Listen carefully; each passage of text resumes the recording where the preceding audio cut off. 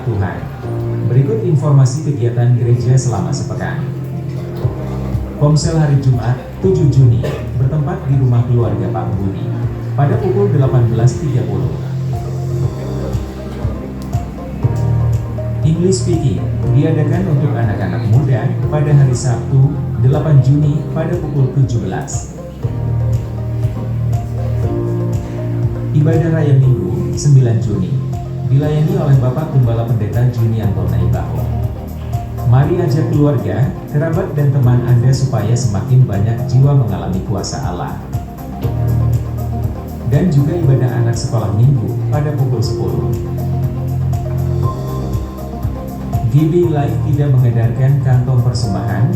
Bagi Bapak Ibu yang diberkati Tuhan, dapat menabur dalam bentuk uang melalui kotak di bawah sesudah ibadah, ataupun transfer ke rekening gereja. Demikianlah informasi kegiatan gereja selama sepekan.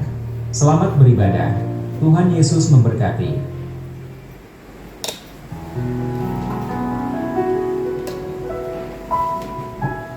Shalom warga Live, selamat hari Minggu. Puji nama Tuhan ya, udah pertengahan 2024 kita masih bisa tetap ada berkumpul di gereja ini. Saudara masih sehat, saudara masih bertenaga, saudara masih sukacita.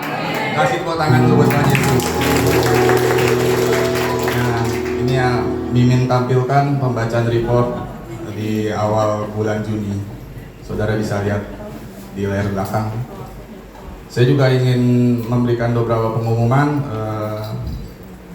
Ibadah Youth diadakan hari Sabtu tanggal 8 dikarenakan menjelang mau libur anak-anak sekolah, jadi kita percepat. Kemudian untuk bootcamp yang kategori drum, selesai ibadah jangan pulang dulu ya, kita akan latihan drum dibimbing oleh Kakak Bonang.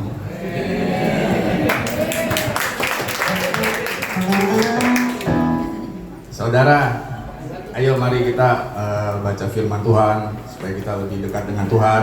Kita ikuti semua yang Tuhan inginkan, jauhi larangannya.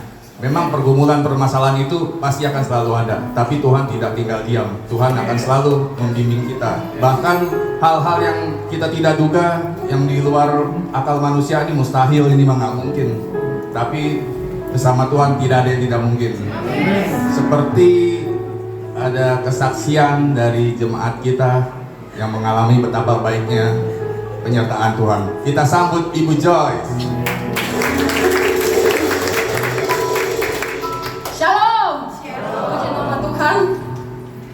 Biarlah kiranya kesaksian ini boleh meneguhkan hati kita. Sebenarnya sih bagi Tuhan ini hal kecil, tapi bagi saya ini sungguh kebaikan Tuhan.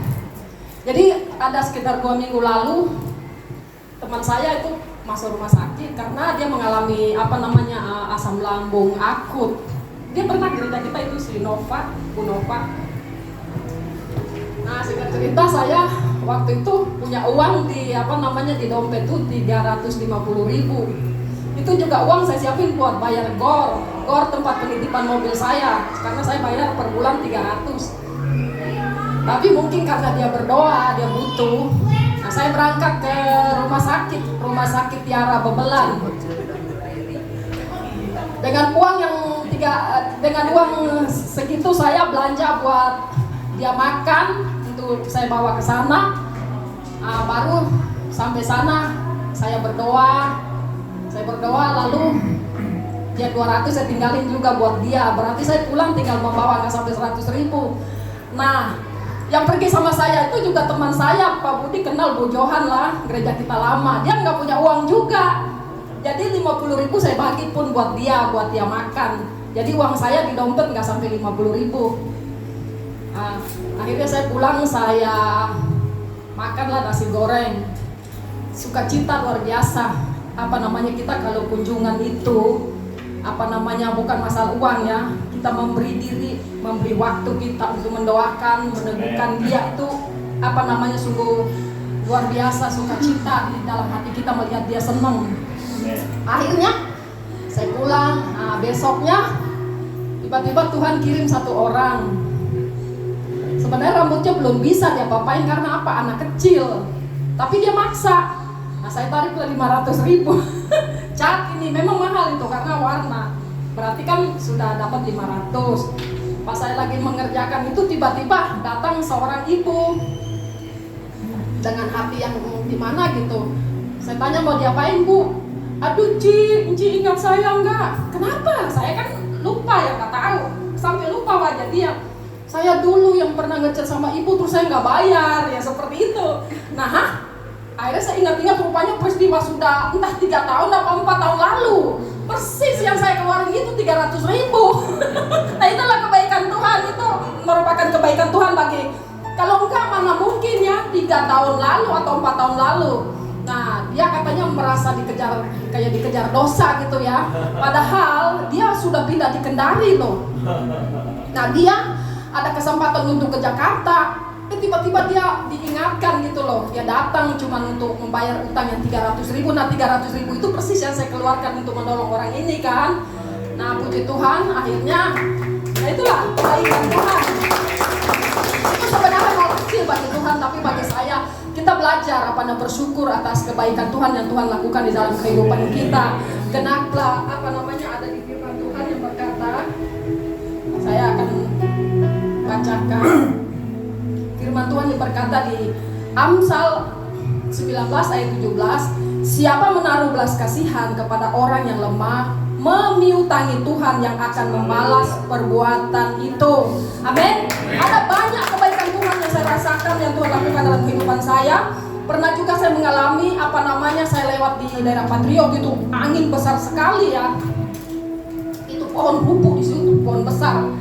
Tapi Tuhan itu luar biasa. Ketika saya melangkah sedikit, pohon itu rubuh. Nah saya sampai ketutupan daun-daun itu.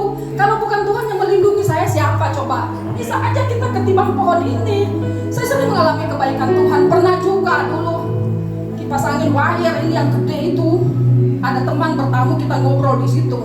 Selesai teman pulang, saya juga minggir dari situ, kipas angin jatuh. Kalau kena ke saya atau ke teman-teman saya kan itu masalah. Iblis merencanakan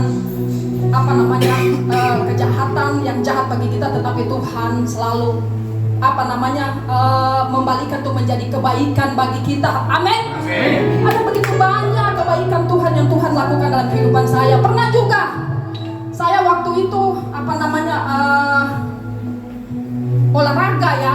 Nah olahraga pair itu yang pakai itu yang saya beli di online. Nah itu tiba-tiba lepas dari kaki saya. Jadi itu mental ke sini. Itu yang kena di gigi saya depan ini patah.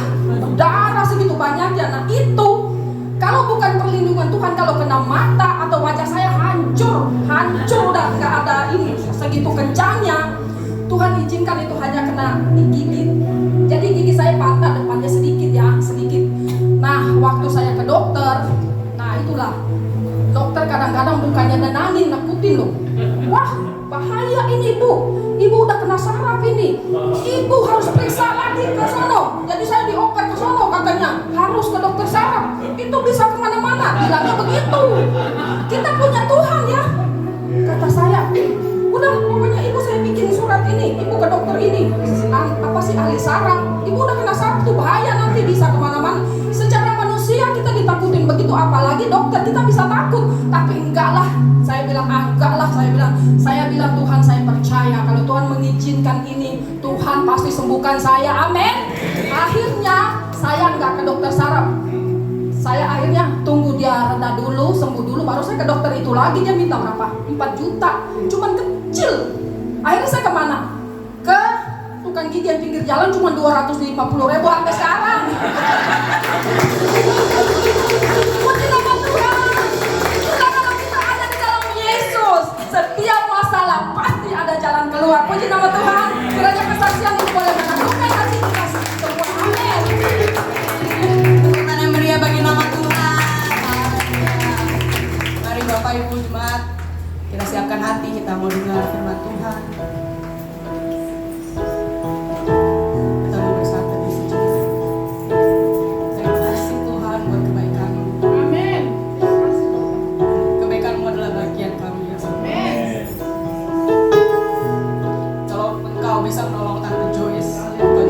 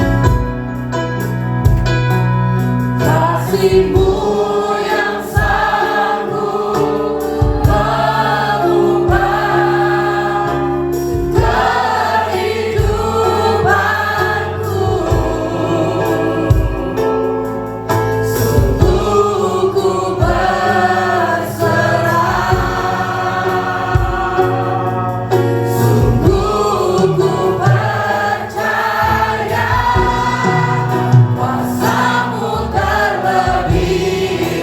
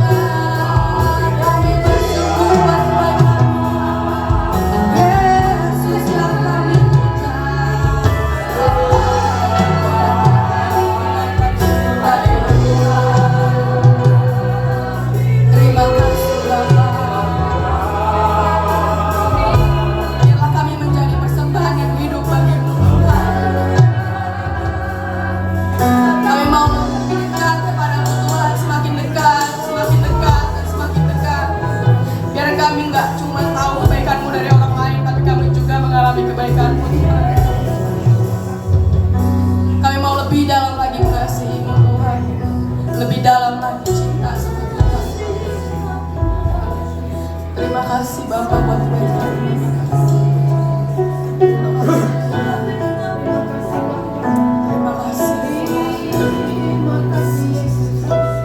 Lebih dalam lagi ku rindukan Tuhan, lebih dari segala yang ada. Lebih dalam lagi ku cintakan Yesus, ku mengasihi. Lebih dalam lagi ku rindukan Tuhan, lebih dari segala yang ada.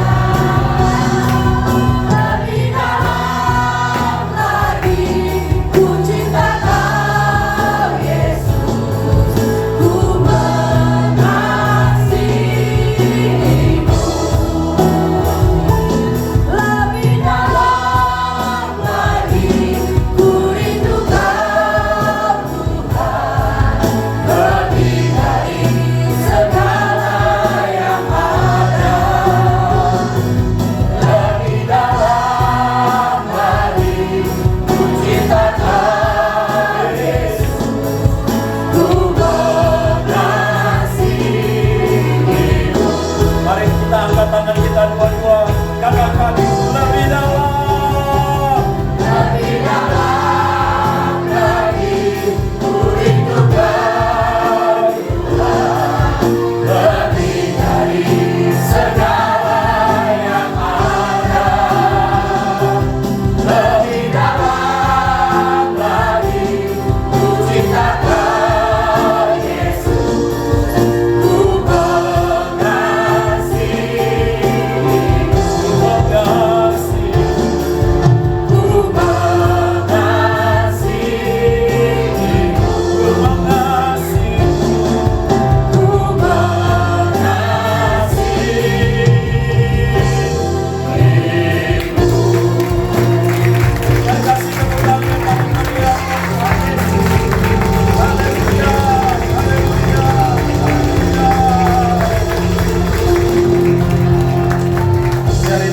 Kami Tuhan, sebab itu kami datang pagi hari ini membuka hati dan pikiran kami untuk firman-Mu, biar kami mengenal-Mu lebih dalam.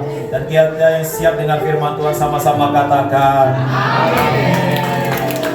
Silakan dulu saudara, sebelum kita dengar khotbah saya mau doa dulu buat anak-anak. Kalau biasanya tiap minggu gabung sama orang tua, tapi saya pikir saya mau pisah saja supaya mencukupi saudara yang memadai, nggak sempit-sempitan. Haleluya, haleluya, haleluya,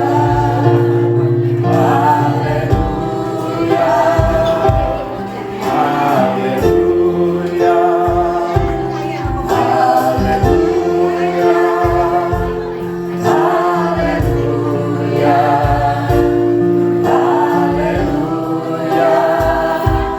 haleluya, Mari arahkan saudara, tangan saudara ke anak-anak. Dalam nama Yesus Tuhan, kami nyamurapan ini, kami urapi anak-anak kami di dalam nama Tuhan Roh Kudus. Dalam nama Tuhan Yesus, anak-anak kami sehat, anak-anak kami kuat dalam nama Yesus. Anak-anak kami berkati Tuhan, dalam nama Tuhan Yesus, di darah Yesus. Urapi dengan kuasa Roh Kudus dalam nama Tuhan Yesus. Urapi anak-anak kami tidak celaka dalam nama Yesus. Kasih karunia Bapa, berkati dalam nama Yesus. Anugerah-Mu menjauhi dari segala penyakit, dijauhkan dari segala bahaya dalam nama Yesus. Berkati tubuh kembang mereka, berkati Tuhan dalam nama Yesus. Kasih karunia Tuhan, jaga mereka sehat, dalam nama Yesus. Berkati setiap orang tua mereka, dalam nama Tuhan Yesus kami berdoa buat mereka. Yang percaya sama-sama katakan amin.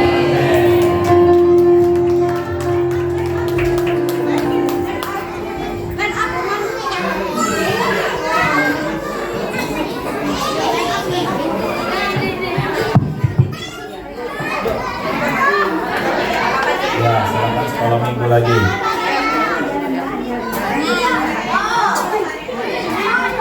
Haleluya. Mari buka firman Tuhan di kitab Kejadian pasal yang pertama, ayatnya yang ke-26 bagian yang A. Haleluya, haleluya.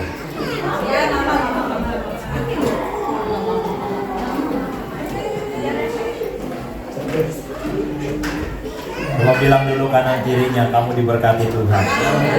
Haleluya. Amin. Saya mau ajak kita baca hanya bagian yang A saja. Kejadian 1 ayat 26 bagian yang A. Kita baca sama-sama 1, 2, 3. Berfirmanlah Allah, baiklah kita menjadikan manusia dan rupa kita. Ya, baiklah kita menjadikan manusia menurut gambar dan rupa kita. Boleh ditampilkan slide yang saya siapkan. Saudara, saya mau berkhotbah dengan judul bukan sekedar hidup biasa. Karena firman Tuhan tadi sudah katakan bahwa Tuhan menciptakan saudara dan saya itu segambar dan serupa dengan Allah. Nah, saya mau kasih dulu beberapa gambar kepada saudara. Lalu saudara kira-kira apa yang ada di pikiran saudara, ya? Kalau saudara lihat gambar beliau, apa yang ada di pikiran saudara? Proklamator. Apalagi kira-kira? Presiden pertama. Ada lagi apa lagi kira-kira? Kalau saudara lihat gambar ini, pejuang, ya. Saya mau tampilin lagi gambar kedua ya. Jadi setiap orang punya pendapat masing-masing nih waktu lihat satu gambar ini, ya. Nah, yang gambar berikut kira-kira apa yang ada di pikiran saudara? Gemoy. Apalagi? Ya, oke gas katanya. Ya, Sorie. Ya, presiden terpilih katanya ya. Jadi waktu saudara lihat gambar yang pertama sama gambar yang kedua, saudara udah punya gambaran yang berbeda-beda, pendapat yang berbeda-beda. Nah, ini berikutnya gambar ini, saudara. Apa yang ada di benak saudara? Ini siapa? Ya, ini semuanya pasti sekolahnya di Indonesia nih. Ya.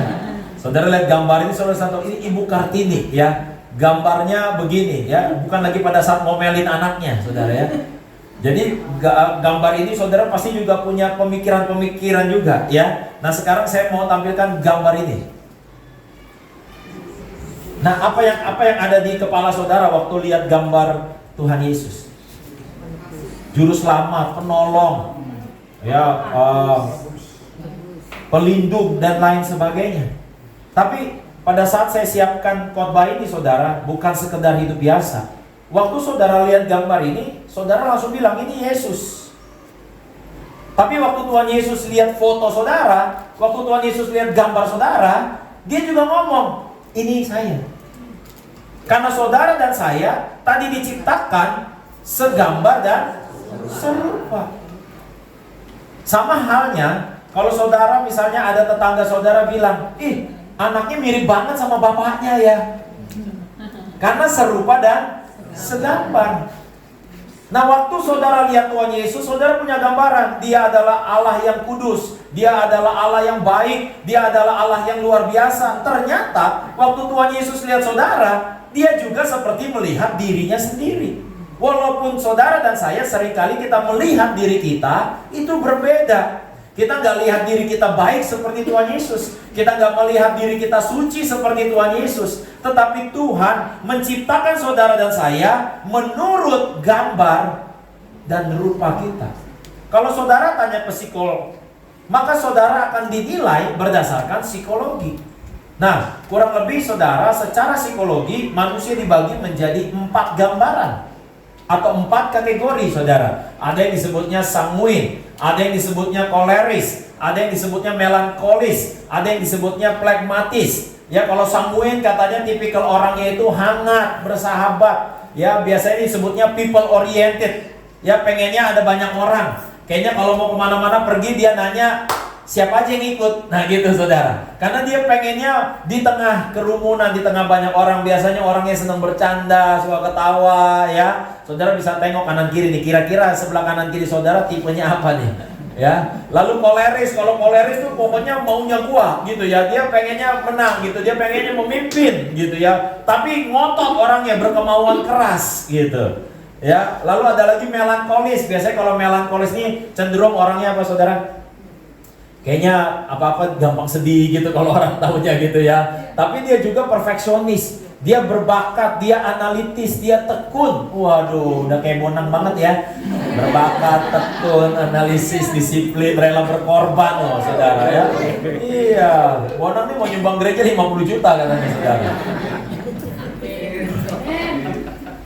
Terus plekmatis katanya. Nah, ada lagi plekmatis. Nah, tetapi saya juga bertanya-tanya, apakah waktu Tuhan ciptakan Adam dan Hawa yang dianggap serupa dan segambar saudara dengan Allah, apakah ada 4 kategori ini? Karena 4 kategori ini, setahu saya itu tidak tercatat di ayat-ayat Alkitab, saudara. Yang saya yakini ini adalah gambaran jiwa dari manusia yang sudah jatuh di dalam dosa, saudara. Tetapi Tuhan pernah berkata bahwa saudara dan saya itu diciptakan segambar serupa dengan Allah yang utuh. Bahwa saudara dan saya punya keinginan roh. Saudara dan saya punya karakter ilahi.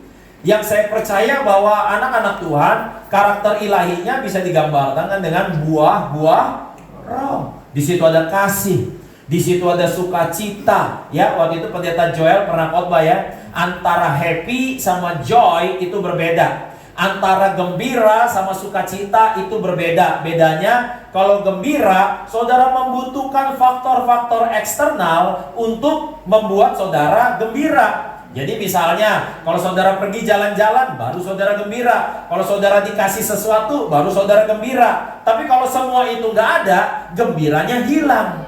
Nah, berbeda dengan sukacita. Kalau sukacita itu nggak tergantung faktor luar. Sukacita itu tergantung faktor yang ada di dalam. Jadi walaupun mungkin saudara cuma makan nasi pakai garam, saudara tetap bisa bersuka cita. Walaupun mungkin nggak ada orang yang memuji saudara, nggak ada orang yang menyenangkan saudara, tapi saudara tetap bisa bersuka cita. Nah, ternyata saudara, kalau saudara diciptakan segambar dan serupa dengan Allah, sehingga saudara bukan lagi bercermin apa kata dunia, saudara nggak lagi bercermin apa kata orang, saudara nggak lagi hidup berdasarkan apa yang orang katakan sama saudara, tapi saudara mulai bercermin kepada yang namanya firman Allah. Amin. Waktu firman Allah berkata engkau berharga, Alkitab bilang bahwa engkau biji mataku, Tuhan bilang. Tadi Bu Joyce katakan apa? Ya, bahwa kalau Tuhan izinkan sesuatu terjadi, pasti Tuhan juga yang akan menolongnya. Amin. Ada satu ayat firman Tuhan berkata apa? Bahkan sehelai rambut kita pun tidak akan jatuh ke tanah tanpa seizin Tuhan. Betapa Tuhan sangat detail, betapa Tuhan sangat cermat dan teliti. Siapa di sini saudara yang bisa hitung jumlah helai rambutnya? Buat yang bisa nanti habis ibadah ketemu saya akan kasih saudara pekerjaan. Karena saudara yang tahu jumlah helai rambutnya, saudara kurang kerjaan. Bayangin ya, ngitungin 1, 2, 3, udah 173, aduh, terhempas rambutnya lagi kan? Udah bingung lagi. Itu saja. Saya yakin kita semua, mungkin ibu-ibu ada yang suka cabut-cabut rambut, bersihin yang bercabang, tapi saya yakin gak akan hitung. Ternyata Tuhan bisa hitung loh. Alkitab bilang jumlah helai rambutmu pun Tuhan tahu. Wah. Dan Tuhan bilang sehelai jatuh pun. Buat saya sih gak peduli. Kadang-kadang ya kalau lagi nyisir ya kan, rontok atau apa ya kan, ya udahlah tinggal dibersihin aja begini kan. Tapi itu pun Tuhan berkata, Dia tidak akan izinkan saudara kalau bukan seizin Dia. Berarti situasi yang saudara hadapi hari-hari ini itu berarti seizin Tuhan. Nah, kalau Tuhan izinkan, Tuhan juga pasti menolong. Kenapa? Karena saudara dan saya diciptakan segambar dan serupa. Seringkali karena kita nggak tahu hal ini saudara, kita seringkali menggambarkan diri kita masuk dalam kategori-kategori ini saudara.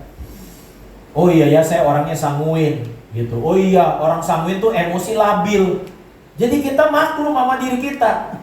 Sehingga kita nggak berubah seperti Tuhan mau kita berubah. Kenapa? Ya memang saya orangnya begini. Pernah nggak saudara dengar begini? Apalagi mungkin pasangan saudara, orang tuamu, atau mungkin saudaramu pernah bilang begini, orang itu kalau udah karakter susah. Nah itu katanya. Jadi kita berpikir, ya udah emang saya begini, udah selesai lah. Saya mau pergi kemanapun, mau ke dokter kayak kemana kayak, pokoknya memang saya orangnya begini. Sehingga ada suami-suami yang temperamen. Lalu istrinya bilang, Pak, biar Tuhan tolong. Pendetanya bilang, Pak, pasti Tuhan sanggup ubah. Oh enggak, memang saya dulu begini. Dari dulu saya begini. Saya juga dulu awal-awal nikah sama istri, saudara, istri saya suka bilang, saya kayaknya kalau apa-apa suka marah-marah. Saya bilang sama istri, saya bukan marah-marah. Memang saya gaya ngomongnya begini karena saya orang Batak. Jadi seolah-olah ada judul, kalau ngomongnya keras, didengar orang mungkin kasar dan galak, seolah-olah wajar karena orang Batak. Sehingga saudara pun punya satu mindset, oh kalau yang ngomongnya halus itu orang apa? Orang Jawa. Itu saudara udah tahu. Sampai ada omongan apa? Yang kasar belum tentu menusuk katanya. Yang lembut bisa saja dia tusuk dari belakang. Lalu berkata, sakit ya? Jadi ternyata saudara, kita itu udah punya gambaran-gambaran tentang seperti apa diri kita, karakter kita, sampai akhirnya di masa depan tuh kita bakal jadi apa? Itu berkaca sama dunia. Sehingga saudara, waktu dunia berubah, saudara ikut-ikutan berubah. Waktu dunia menganggap yang ini normal, saudara ikut semua ke sana, itu normal. Ya, zaman itu saudara 2020 normal buat saudara pakai masker. Sekarang kalau saudara pakai masker, udah jarang orang nggak pakai masker, saudara. Dulu zaman Pak Budi masih muda, saudara, ya. Waktu Pak Budi 17 tahun, saya ingat, saudara, pasti saya yakin celana yang dia pakai itu lebar di bawah. Ya, disebutnya apa? Cutbray. Coba kalau Pak Budi sekarang ke gereja pakai cutbray, saudara, udah nggak lagi normal. Dulu normal. Normalnya itu dulu begitu, saudara. Ya. Sekarang udah nggak normal lagi, potongan rambut pun beda-beda. Oh, yang sekarang apalagi Bu Joyce kan ini kan punya salon ya kan, udah ada tuh potongan rambut, mode rambut 2024, mode rambut 2023. Waktu itu pernah lu mode rambut itu cuma kayak orang ditaruh mangkuk dipotong gitu, saudara. Dan itu mode, ya kan, itu tren. Nah, kebayang nggak kalau hidup saudara, saudara punya gambar itu ngikutin dunia. Akhirnya apa? Ini ada statistik, saudara. Ya, statistik tentang apa? Tentang selfie stats, ya, statistik tentang orang menggambarkan dirinya sendiri, ya. Mungkin yang di belakang agak kurang kelihatan, saya bacakan. Di sini ada pertanyaan buat orang-orang yang disurvey. Do you compare your body to images you see in the media? Apakah kamu membandingkan tampilan kamu dengan yang ada di media? Buat para wanita, 87,7% perempuan menjawab iya, saya membandingkan. Buat pria, 65,37% bilang iya, saya membandingkan. Lalu ada survei di bawahnya, does your body compare favorably or unfavorably to image in the media? Maksudnya gini, apakah kamu waktu kamu ngebandingin badan kamu, penampilan kamu dengan yang di media, kamu merasa jadi lebih baik atau enggak? Dan kebanyakan, saudara bisa tebak, kira-kira merasa lebih baik apa enggak? Enggak. Dan kebayang enggak, saudara, kalau kita melihat diri kita melihat hidup kita, saudara, kita bandingkan dengan sosial media, kita bandingkan dengan orang-orang di sekitar kita, maka apa jadinya hidup kita? Akhirnya kita merasa hidup kita hanya biasa-biasa saja. Tuhan menciptakan saudara dan saya bukan untuk sekedar hidup yang biasa. Karena Dia punya berkat yang luar biasa buat saudara. Dia punya rencana yang luar biasa buat saudara. Sebab itu Tuhan mau saudara dan saya ingat bahwa saudara dan saya diciptakan segambar dan serupa dengan Allah. Gak heran Tuhan cukupi kita. Gak heran Tuhan berkati kita. Orang tua saja, Alkitab bilang, bapak yang tidak baik saja, waktu anaknya minta ikan tidak dikasih ular, waktu anaknya minta roti tidak dikasih batu, saudara. Terlebih lagi bapak di sorga, saudara. Saya masih ingat almarhum mama saya dulu suka ngomel kalau kita makan gak habis. Karena mama saya selalu bilang apa? Makan, nanti kalau kurus aja orang lain bilang mamanya tidak kasih makan. Ya ini kan ibu-ibu ya kan suka begitu kan. Akhirnya anak semua obesitas, habis itu susah ngelangsingin ya kan. Kenapa? Karena pengen, oh kalau yang gemuk itu berarti itu yang dipelihara, itu yang dirawat, saudara. Orang tua saja manusia bisa mikir gitu loh, bahwa penampilan anaknya itu menentukan apakah orang tuanya ngurus apa enggak. Saya yakin saudara, Tuhan juga punya pikiran yang lebih baik daripada orang tua kita. Dia juga pengen lihat bahwa anak-anaknya itu di mata orang lain, bahwa Tuhan mengurus. Makanya dia bilang apa? Lihat burung di udara yang tidak menabur, tidak menanam, namun diberi makan oleh Bapa di sorga. Kalau kesaksian Bu Joyce tadi betapa luar biasa ya, orang pergi ke salonnya, udah diurusin rambutnya, saudara, nggak taunya pergi gitu aja. Ya kan, bertahun-tahun pergi gitu aja, 3-4 tahun, bahkan posisi udah bukan di kota Bekasi, posisinya udah di Kendari. Kalau posisi masih di Bandung, di Surabaya mungkin gampang ya, pakai angkutan udah gampang. Ini di Kendari, saudara, lewat 3-4 tahun, nggak tahu-taunya bisa lo diingetin, saudara. Saudara, ada kalanya dalam hidup ini ya, kita aja udah lupa apa yang kita doain. Tapi Tuhan gak pernah lupa janji-janjinya. Dia gak pernah lupa janji-janjinya. Dia Allah ya dan amin. Mari saudara, kita jangan lagi melihat gambar diri kita. Kita melihat hidup kita, apa kata orang, apa kata sosial media. Kan saudara masih ingat cerita saya baru-baru ini aja, ya mungkin 2 bulan lalu, ada selebgram ya yang bunuh diri sambil live di Instagram. Kebayang nggak? Kalau selebgram itu kan berarti followernya udah berapa? Berarti pengikutnya banyak. Artinya kalau masalah popularitas, dia dapetin loh popularitas. Kalau followernya banyak, itu biasanya juga bisa mendapatkan uang. Dari apa? Dari yang namanya bikinin konten-konten. Tapi apa yang terjadi di dalam hidupnya, saudara? Dia punya banyak follower. Dia mungkin menikmati apa yang orang lain gak bisa nikmati. Tapi ternyata dia melihat hidupnya biasa-biasa aja. Bahkan dia lihat hidupnya menyedihkan. Lalu dia live Instagram, gantung diri, saudara. Nanti saudara bisa cek di Google, selebgram bunuh diri sambil live. Saya mau ingatkan kepada kita semua, bahwa hidup kita itu tergantung dari apa yang firman Tuhan katakan. Tuhan katakan, saudara adalah biji mata. Amin. Apa biji mata? Itu yang di dalam mata saudara tuh, kelopak mata saudara. Saudara saja kalau debu masuk ke mata saudara refleks gimana? Langsung gitu kan? Lagi naik motor nih, lagi naik sepeda nih, lagi jalan nih, toto debu, langsung gitu kan? Langsung refleks. Saya yakin gak ada di antara saudara debu masuk. Mana debu? Siapa takut sama debu? Saudara saja langsung refleks. Saudara jangan ragukan Tuhan. Tuhan juga refleks jagain saudara. Tuhan juga refleks lindungi saudara. Karena saudara biji mata. Satu kali Daud bilang apa? Aku pergi ke gunung. Dia mau kabur dari Tuhan, katanya. Aku pergi lari ke gunung. Di situ ada Tuhan, katanya. Aku lari ke lembah. Di situ ada Tuhan. Kemana aku dapat menjauhi rohmu ya Tuhan, kata Daud. Saudara mau pergi kemanapun, Tuhan ada di sana.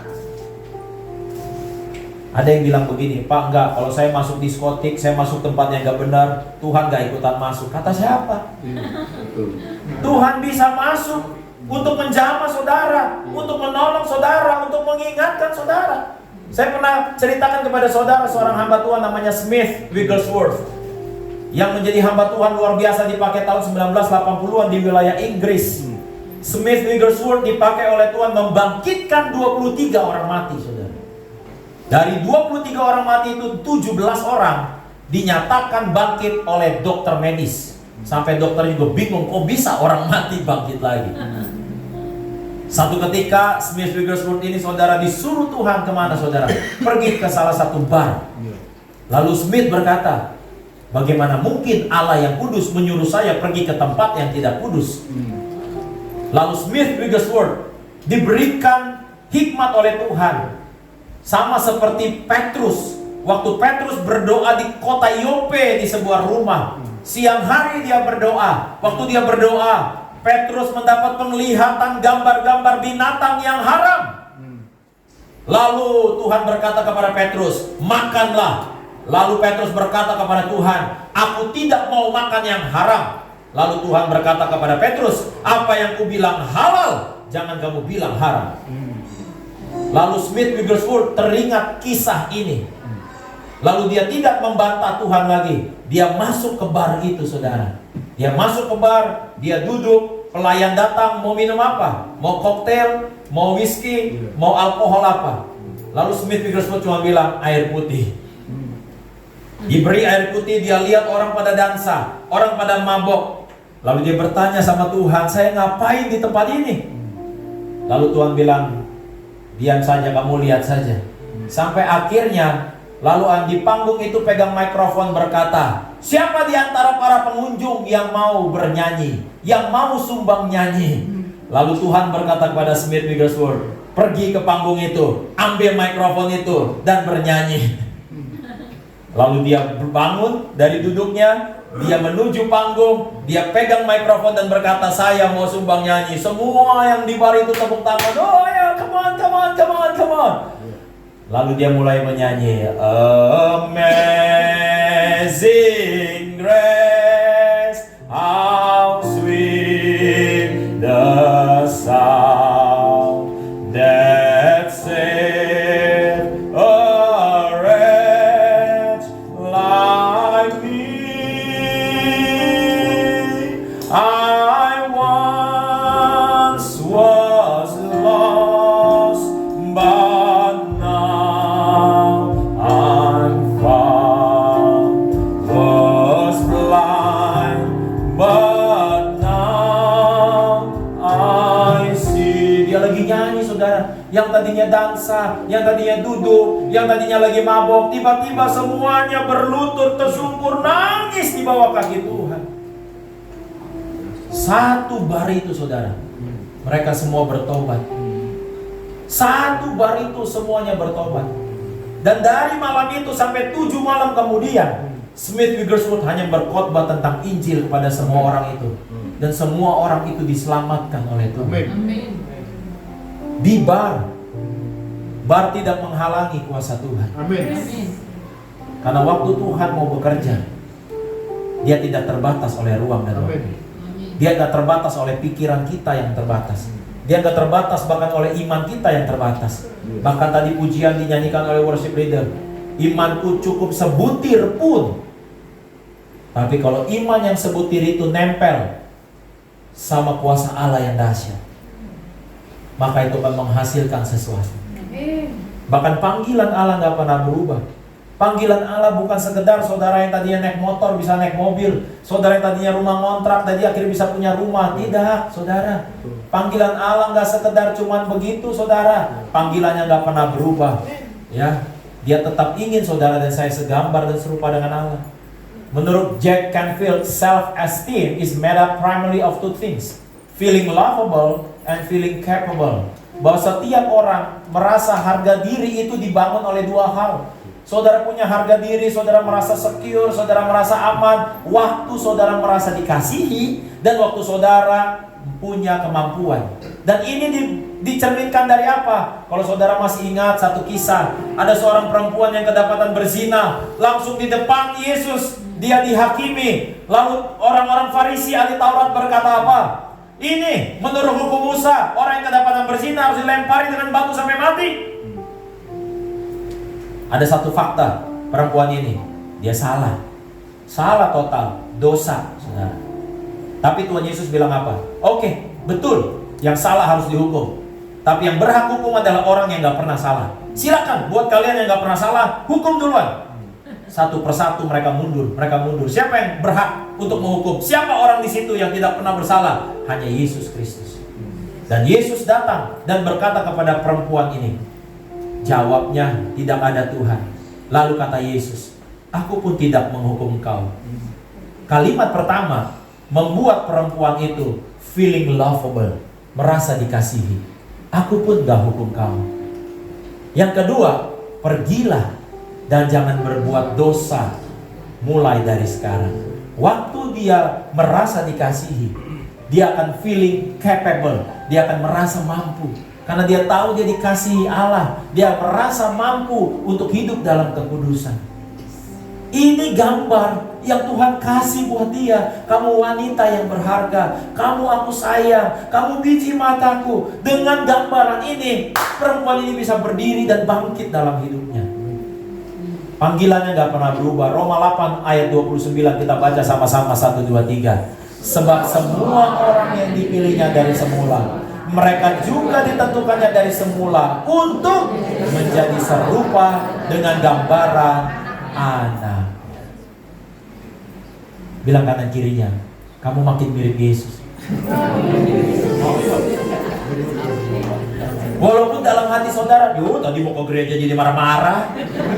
Tadi dia aja mau ke gereja lawan arah. Dia tadi ke gereja aja. Kalau mungkin saudara lihat kelakuan saudara kayaknya belum mirip Tuhan. Karena gak mungkin terjadi dalam semalam. Semua butuh proses. Tetapi udah ada Roh Kudus dalam saudara. Dan Tuhan melihat bahwa saudara adalah biji matanya. Saudara adalah gambaran.